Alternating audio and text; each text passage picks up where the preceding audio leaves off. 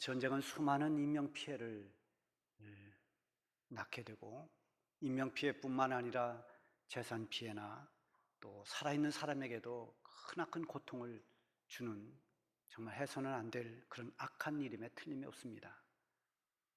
이렇게 일어나서는 안 되는 전쟁이 인류 역사 속에 보면 끊임없이 계속되어 왔습니다. 그래서 이 전쟁의 승패에 따라서 국가의 운명이 달라지기도 했습니다. 어떻게 해서라도 전쟁에서 승리하기 위해서 무기가 개발됐습니다. 그래서 급기야는 온 세상을 멸망에 이르게 할 만한 가공할 핵무기가 지금 다 보유되어 있습니다. 최근에는 그보다 더 강력한 핵 전자파 공격 무기라고 하는 것이 이미 개발되었다고 합니다. 이렇게 국가 간의, 민족 간의 무기를 가지고 싸우는, 피 흘리는 전쟁이 있는가 하면 무기가 아닌 어떤 식량 전쟁, 기술 전쟁 같은 생존을 위한 무기 없는 전쟁도 있습니다. 그런가 하면 우리 하나님을 믿는 하나님의 백성들이 신앙을 지켜나가기 위해서 싸워야 하는 영적인 싸움, 영적 전쟁도 있습니다. 오늘 본문에 보면은 이스라엘과 아말렉이 싸우는 그런 전쟁 이야기가 나오고 있습니다. 우리는 이 성경에 기록되어 있는 이 전쟁을 통해서 하나님을 믿는 우리 성도들이 영적 전쟁을 어떻게 싸워야 할지 오늘 말씀을 보면서 함께 은혜를 나누려고 합니다. 먼저는 이 믿음의 여정에는 영적 전쟁이 있다는 것을 우리는 항상 인식해야 됩니다. 우리 한국 6.25 한국 전쟁에서 북한이 갑자기 그렇게 침공할 것이라는 것을 우리는 예측하지를 못했습니다. 그것을 인식했더라면 아마도 전쟁을 준비하면서 전쟁에 대비했을 것입니다. 전혀 대비도 없이 주일날 새벽에 북한이 이제 공격해오는 그 공격에 속수무책으로 다가면서 거의 이 나라 마지막 그 부산과 그 주변 땅만 남겨놓고 다 빼앗길 정도로 그렇게 초반에 많이 밀렸습니다. 준비를 하지 못했기 때문입니다. 전쟁을 인식하고 대비하지 않았기 때문입니다. 8절에 보면 그때 아말렉이 이스라엘과 르비딤에서 싸우니라. 그때라고 하는 것은 이스라엘 백성들이 지금 전쟁 준비를 한 것이 아니라 자기들끼리 갈등 가운데 지금 복잡한 일이 생겨났습니다. 르비딤에 도착했는데 물이 없어서 거기서 백성들이 불평을 합니다. 모세를 공격합니다. 그래서 갈등과 다툼을 일으키던 그때, 더 크게 본다면 이스라엘 백성들이 출애굽한 뒤에 광야길을 행진하다가 많이 지칠 대로 지친 상태로 르비딤이라는 곳에 이르렀을 그때를 말하는 것입니다. 이때 예상하지 못했던 일이 일어났습니다. 광야에서 생활하던 아말렉 사람들이 공격을 해왔습니다. 이 아말렉 사람들은 본래 에서의 후손인 에돔 자손이었습니다. 에돔 자손 가운데서 이렇게 갈라져 나온 사람들인데, 이 사람들은 광야를 떠돌면서 거기에서 새를 키운 그러한 족속들입니다. 이들이 광야에서 이동하고 있는 이스라엘 백성들을 주목했습니다. 그러면서 기회를 엿보고 있었습니다. 처음에는 이스라엘 백성 가운데 약해서 뒤로 처져 있는 사람들을 공격해서 타격을 주었습니다. 이스라엘 백성들은 점점 광야를 행진하면서 지쳐갔습니다. 이 르비딤에서 물로 인해서 불만과 갈등으로 분위기가 혼잡해진 그 틈을 타서 이제는 본격적으로 이스라엘 백성들을 공격하기 위해 공격에 나선 겁니다. 아말렉 사람들에게 이 비열한 행동, 뒤에서 계속해서 약한 자들을 치면서 후미를 공격했던 그 일을 잊지 말라고 신명기 25장에 이렇게 기록이 되어 있습니다. 너희가 애굽에서 나오는 길에 아말렉이 네게 행한 일을 기억하라. 곧 그들이 하나님을 두려워하지 아니하고 너를 길에서 만나 너의 피곤함을 타서 네 뒤에서 떨어진 약한 자들을 쳤느니라. 피곤한 것을 이용해서 뒤에 처진 사람들, 약해서 뒤에 떨어진 사람들을 죽였습니다. 이스라엘 백성들의 후미를 계속해서 몰래 공격하던 이 아말렉이 조금씩 타격을 주다가 이제는 이스라엘 분위기가 어수선해지고 여러 가지로 지쳐있는 그 틈새를 노리고 이제는 본격적으로 이스라엘을 공격한 것입니다. 전쟁을 피할 수 없는 상황에 이르렀습니다. 이스라엘 백성들은 이런 전쟁을 만날이라고 생각하지 못했습니다. 하나님께서 인도하시는 그 광야길에 이렇게 대적으로 말미암아서 싸움을 싸워야 되는 이런 일을 예측하지 못했습니다. 이스라엘은 이 아말렉의 공격에 당황할 수밖에 없었습니다. 여러분, 우리도 믿음으로 가고 있는 우리의 신앙생활 여정에도 우리가 예측하지 못한 여러 가지 공격을 받을 수 있습니다. 우리의 믿음에 타격을 줄 수 있는 그런 예측치 못한 공격들이 우리에게도 일어날 수 있습니다. 이번에 전 세계적으로 창궐했던 이 코로나19, 이 전염병 재앙, 이것은 우리가 미처 대비하지 못한, 예측하지 못했던 재앙이었습니다. 우리가 이 코로나19라고 하는 이 전염병과 싸워야 하는 영적 싸움의 어떤 대상자가 바로 이 전염병이었습니다. 이것을 잘 극복하면서 믿음의 끈을 더 단단히 잡고 잘 이겨낸 사람들도 있는가 하면 이 싸움에서 코로나19로 인해서 신앙이 무너진 사람들도 안타깝게 많습니다. 이렇게 드러난 전염병으로 인한 재앙 또는 여러 가지 이런 영적 전쟁이, 이런 여러 가지 상황이 대상이 될 수가 있습니다. 환경이 대상이 될 수 있습니다. 그러나 더 무서운 것은 전혀 보이지 않는 악한 마귀의 공격입니다. 여러분, 어떤 사람은 마귀가 어디에 있어? 이렇게 말하지만 그것은 불신앙적인 것입니다. 성경에는 수없이 마귀를 말하고 있습니다. 마귀가 우리를 공격하고 있음을 알려주고 있습니다.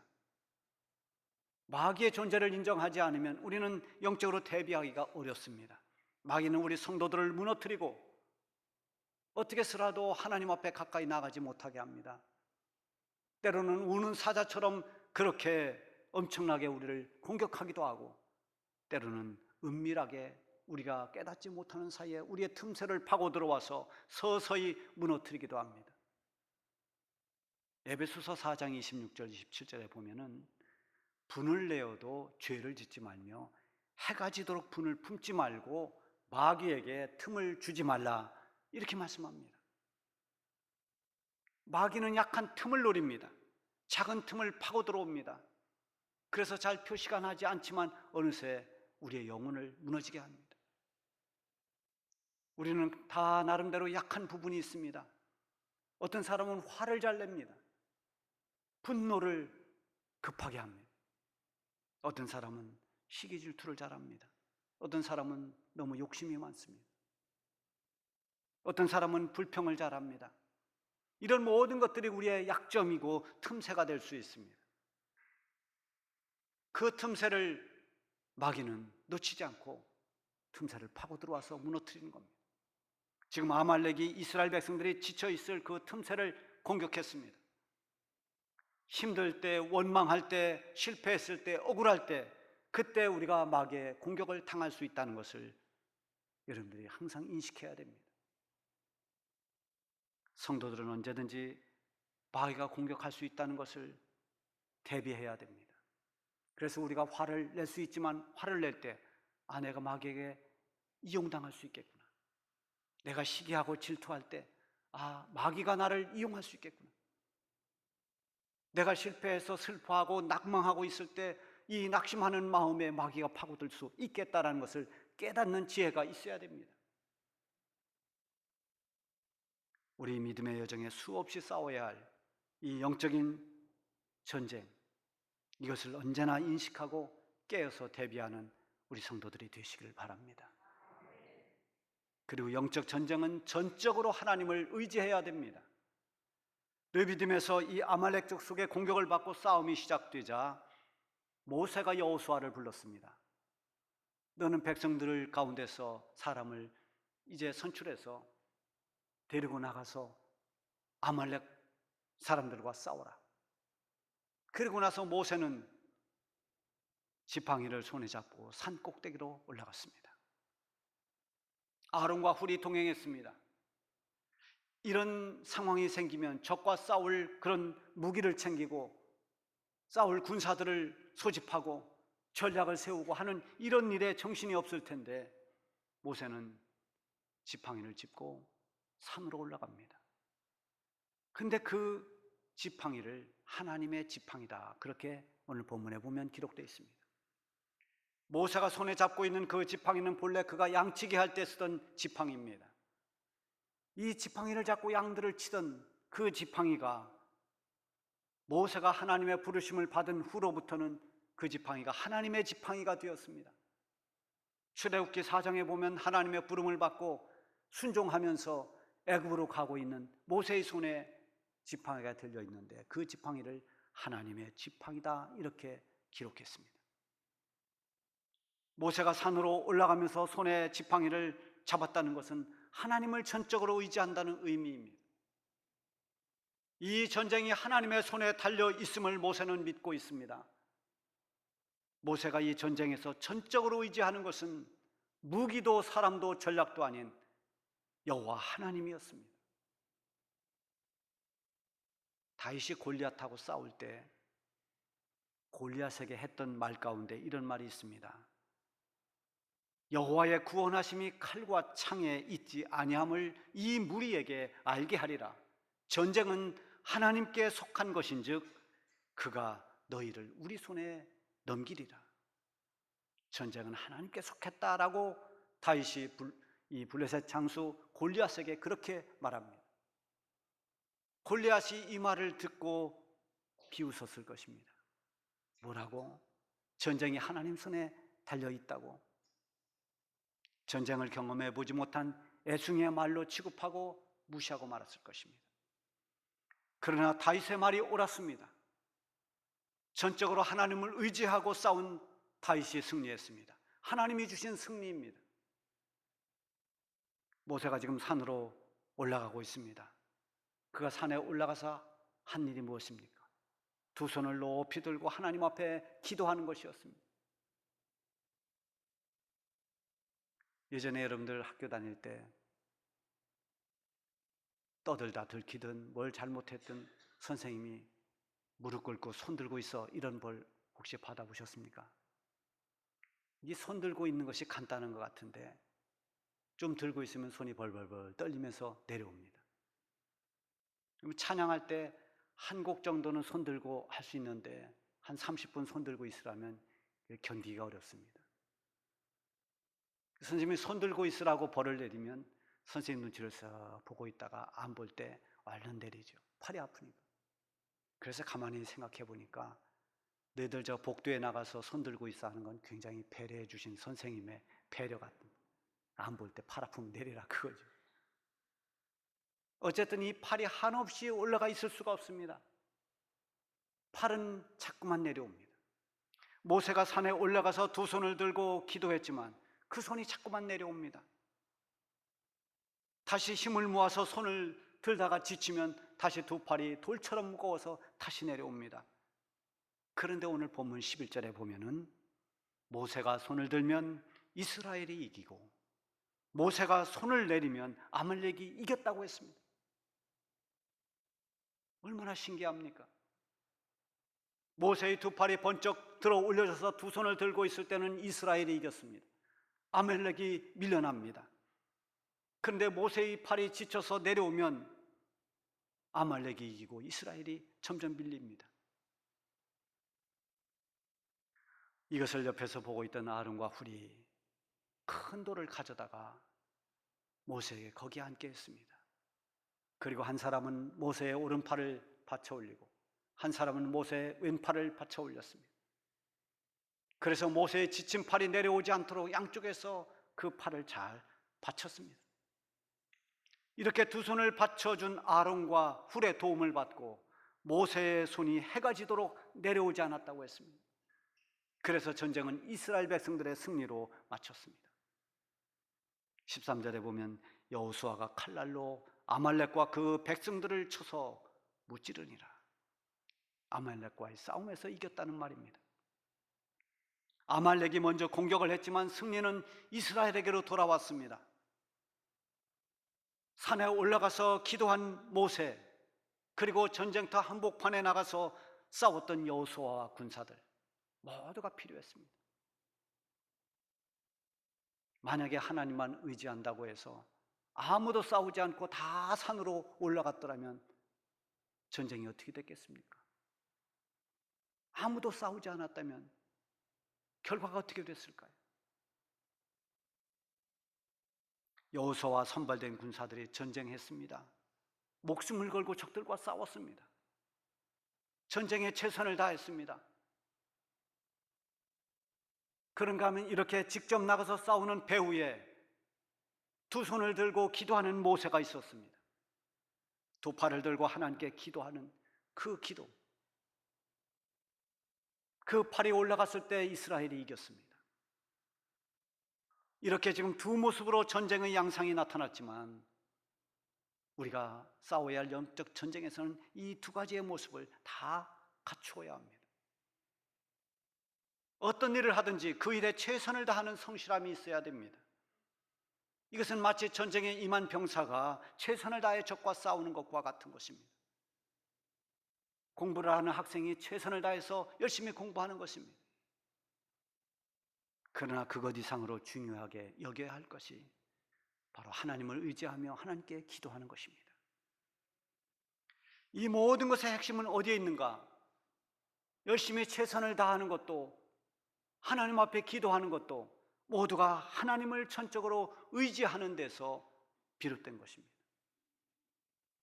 내가 싸우고 극복해야 할 어떤 문제나 어떤 영적 싸움에서 내가 해야 할 일은 최선을 다하면서도 전적으로 하나님을 의지하며 기도하는 기도가 있어야 됩니다. 이것이 하나님을 믿지 않는 사람과 우리와의 구별된 구별점입니다. 이렇게 하나님을 의지하며 싸우는 영적 전쟁은 하나님이 주시는 승리로 마치게 됩니다. 어지러운 세대, 보이지 않는 수많은 영적 싸움을 싸워 나가야 하는 저희들이 이제 이 싸움에서 전적으로 하나님만 의지해서 승리할 수 있기를 바랍니다. 세 번째는 영적 싸움에서 놓치지 말아야 할 것이 하나님을 예배하는 것입니다. 믿음으로 승리한 사람들의 특징은 어떤 고난이 왔을 때, 위기를 만났을 때 그것 때문에 예배를 포기하지 않습니다. 고난이 올수록 더 하나님 앞에 가까이 나갑니다. 위기를 만났을 때 더 예배의 자리로 나옵니다. 예배의 실패는 영적 싸움에서의 실패와 직결되어 있습니다. 이스라엘 백성들이 아말렉 전쟁에서 승리하고 난 뒤에 제일 먼저 한 일이 하나님 앞에 예배드리는 일이었습니다. 15절에 보면 모세가 제단을 쌓고 그 이름을 여호와 니시라 하고, 제단을 쌓았다는 것은 지금으로 말한다면 하나님 앞에 예배를 드렸다는 것입니다. 이번 코로나 전염병은 많은 성도들에게 예배 생활에 타격을 주었습니다. 그로 인해서 믿음이 약해지고 믿음을 잃은 분도 있습니다. 그러나 이 전염병과 이 전쟁 속에서도 영상을 통해서든지 대면을 하시든지 하나님 앞에 예배 드리는 일을 멈추지 않았던 성도들은 예배를 통해서 더 깊은 하나님의 은혜를 체험하고 그리고 이런 위기들을 극복해 왔습니다. 예배는 하나님을 섬기는 일이요, 하나님의 하나님 되심을 인정하면서 경배하는 구별된 믿음의 행위입니다. 예배를 드리면서 하나님을 찬양하고 하나님께 감사하고 하나님 앞에 영광을 돌리는 것입니다. 이것은 해도 되고 안 해도 되는 것이 아니라 하나님께 구원받은 모든 하나님의 백성들은 반드시 해야 하는 일입니다. 아말렉과의 전쟁은 하나님께 제단을 쌓는 예배로 마쳤습니다. 그리고 그 제단 이름을 여호와 니시라고 했습니다. 니시라고 하는 것은 나의 깃발, 나의 기, 이런 뜻입니다. 여호와 니시, 하나님이 나의 깃발이시다. 이 말은 오늘의 승리가 하나님께서 주신 것이다. 하나님은 나로 하여금 승리하게 하시는, 이기게 하시는 하나님이다 라는 뜻입니다. 우리는 앞으로 수많은 영적 전쟁을 싸우면서 이 믿음의 길을 가야 합니다. 우리에게 어떤 대적들이 어떤 모양으로 공격해 올지 알지 못합니다. 때로는 자신의 욕심이나 교만이 영적 싸움의 대상이 될 수 있고, 때로는 갑자기 닥친 어떤 사고나 재앙이 영적 싸움의 대상이 될 수도 있습니다. 그런가 하면 이 시대의 불신앙적인 문화나 가치, 이것이 우리가 싸워야 할 싸움의 대상이 될 수도 있고, 보이지 않는 악한 마귀의 공격이 우리의 영적 싸움의 대상이 되기도 합니다. 믿음을 지키기 위해서 성도들이 싸워야 할 이 모든 영적 싸움은 하나님을 전적으로 의지하고 하나님의 도움을 받아야 승리합니다. 내가 해야 할 일에 최선을 다하지만 그 이상으로 중요한 것은 나를 도우시는 하나님, 전능하신 하나님, 그 하나님을 전적으로 의지하며 기도하는 것입니다. 그리고 하나님 앞에 마음을 다해서 예배하면서 하나님을 경배하고 하나님으로부터 오는 은혜와 능력을 공급받는 것입니다. 하나님께서 도와주시면 우리가 싸우는 모든 영적 싸움은 승리하게 될 것입니다.